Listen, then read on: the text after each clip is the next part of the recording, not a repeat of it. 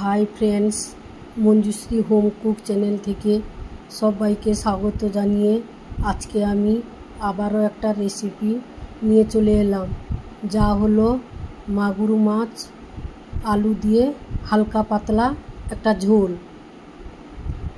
তাহলে এখানে একটা কড়াই গরম করে নিয়েছি, তাতে মাছটা কেটে ধুয়ে ভালো করে পরিষ্কার করে নিয়ে নুন হলুদ মাখিয়ে নিব। এই সময় মাগুর মাছের ঝোলটা একদম হালকা পাতলা তৈরি করে খেলে শরীরের পক্ষেও খুব ভালো। তাই এখানে একটা মাঝারি সাইজের মাগুর মাছ নিয়েছি, নিয়ে এখানে 4 পিস কেটে নিয়েছি। কড়াইতে তেলটা গরম হওয়ার পর চারদিক থেকে তেলটা নাড়িয়ে নিয়ে প্রথমে একটু আমি এখানে হলুদ গুঁড়ো দিলাম, কারণ মাগুর মাছ তো আঁশ নেই, আঁশবিহীন মাছ, তাই তেলে দিলে ফাটে বা ছিটকায়। তাই আমি এখানে একটু হলুদ দিয়ে মাগুর মাছগুলোকে হালকা করে ভেজে তুলে নেব। ওই কড়াইতে যে তেল থেকে গেছিলো, এখানে আমি 2টো আলু লম্বা লম্বা করে কেটে নিয়েছি। ওই আলুগুলোকেও তেলের মধ্যে আমি একটু হলুদ দিয়ে ভেজে নেব। তার সঙ্গে অল্প একটু কাশ্মীরি লঙ্কার গুঁড়ো দিলাম কালারটা আসার জন্য। আলুগুলো আমার ভাজা হয়ে গেছে।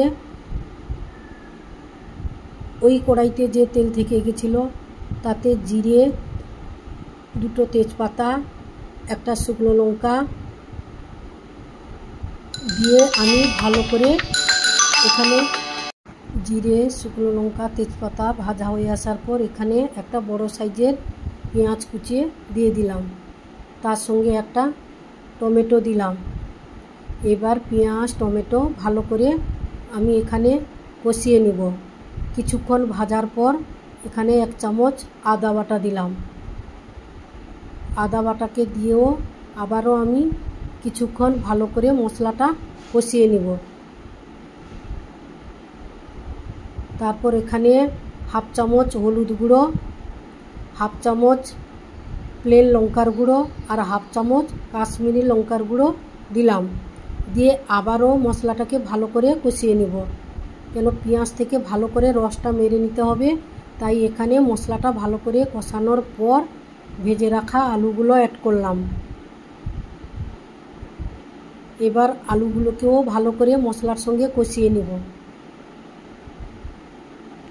আর যেসব বন্ধুরা এখনও চ্যানেলটিকে সাবস্ক্রাইব করেননি, আপনারা অবশ্যই চ্যানেলটিকে সাবস্ক্রাইব করে পাশে থাকা বেল আইকনটি প্রেস করে দিবেন, তাহলে আপনাদের কাছে আগে নোটিফিকেশান পৌঁছে যাবে। আলু মশলার সঙ্গে কষানোর পর এখানে আমি গরম জল দিলাম। যে কোনো রেসিপিতে বা তরকারিতে গরম জল দিলে টেস্টটা ভালো হয় বা স্বাদটাও খুব ভালো হয়। জল দেওয়ার পর আমি এখানে 10 মিনিট ঢাকা চাপা দিয়ে দেব। দেখুন বন্ধুরা, ঢাকনা খোলার পর এইভাবে আমার তরকারিটা মধ্যে আলুগুলোও সেদ্ধ হয়ে এসছে এবং তরকারিটাও হয়ে এসছে।